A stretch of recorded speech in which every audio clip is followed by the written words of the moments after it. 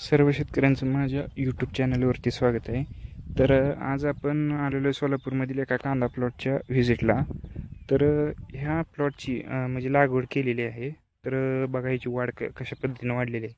ह्या प्लॉटमध्ये एक प्रॉब्लेम दिसून यायला लागला आहे की कांदा पीळ का हा एक बुरशीजन्य रोग आहे. ही जी म्हणजे अशा पद्धतीने हे कांदा पीळ दिसून येते. तर काय ह्याला व्यवस्थित जर लक्ष दिलं तर ह्याची मुळीची वाढ पूर्णपणे थांबलेली आहे आणि कांद्याची पात आहे ती अशा पद्धतीनं वाकडी होत चाललेली आहे.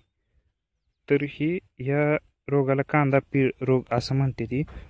आणि ह्याचं हे येण्याचं कारण सगळ्यात महत्त्वाचं म्हणजे जे काही बुरशीजन्य रोग आहेत, ह्या बुरशीजन्य रोगाचा जर प्रादुर्भाव वाढला तर अशा पद्धतीनं कांदा पीळ रोग हा येतो.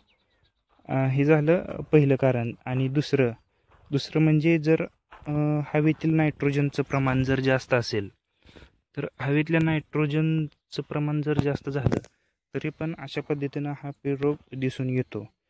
तर याच्या नियंत्रणासाठी काय करायचं तर जे आदामाना कंपनीचं जे कस्टोडिया नावानं बुरशीनाशक येतं आहे, जे आमिस्टार आणि टेबुकोनॅझोल या 2 घटकांचं कॉम्बिनेशन आहे.